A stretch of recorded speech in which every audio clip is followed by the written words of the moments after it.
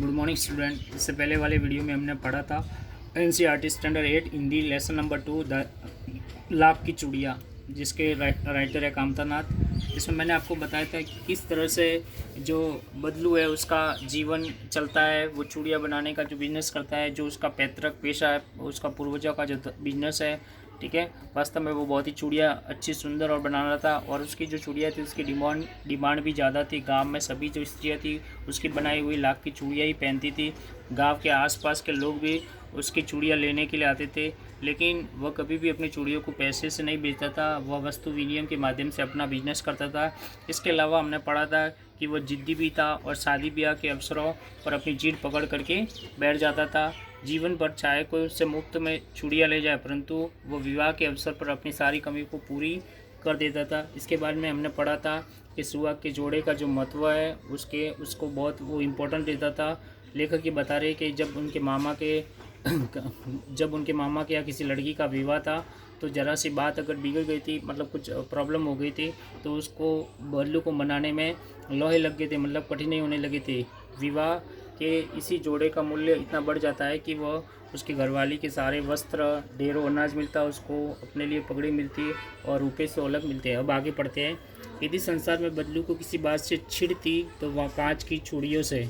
अब आगे हम पढ़ते हैं तो हम देखते हैं कि यदि संसार में बदलू को किसी बात से छिड़ती, चिड़ का मतलब होता है उसको चिड़चिड़ापन था, या कह सकते हैं कि उसको ईर्ष्या थी, तो वो थी कि कांच की जो चूड़ियाँ थी उससे थे।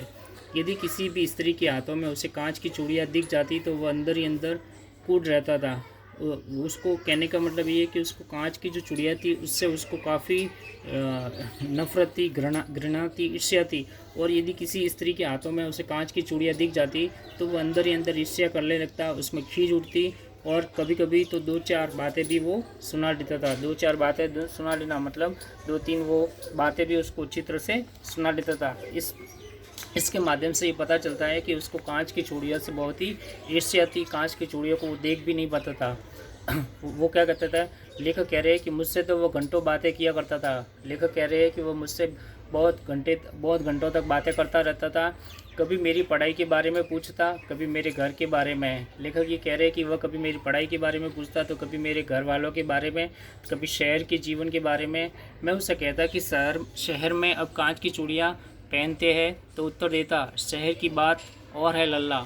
कभी कभी लेखक उनसे ही कहते, शहरी जीवन के बारे में बातें करते, और लेखक ने एक दिन उनसे कहा कि शहर में सब कांच की चूड़ियाँ पहनते हैं, तो बदलू ये उत्तर देता है कि शहर की बात अलग है लल्ला, वहाँ तो सभी कुछ होता है। बदलू कहता है कि शहर की बात अलग है लल्ला, वहाँ तो सब कुछ भी हो सकता है या कुछ भी हो सकता है।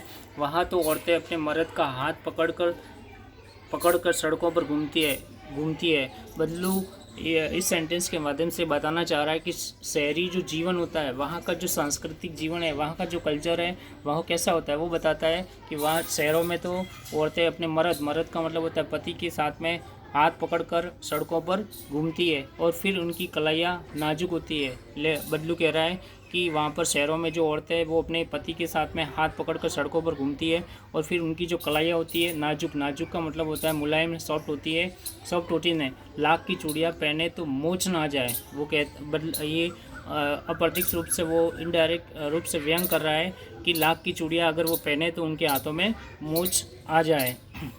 कभी कभी बदलू मेरी अच्छी खासी खातिर भी करता था। खातिर करना मतलब मेहमान नवाजी करना। लेखक ये बताते हैं कि कभी कभी बदलू मेरी अच्छी खासी मतलब अच्छी तरह से मेरी मेहमानबाजी भी करता था, मेहमान नवाजी भी करता था। जिन दिनों उसकी गाय के दूध होता वह सदा मेरे लिए मलाई बचा कर रखता था।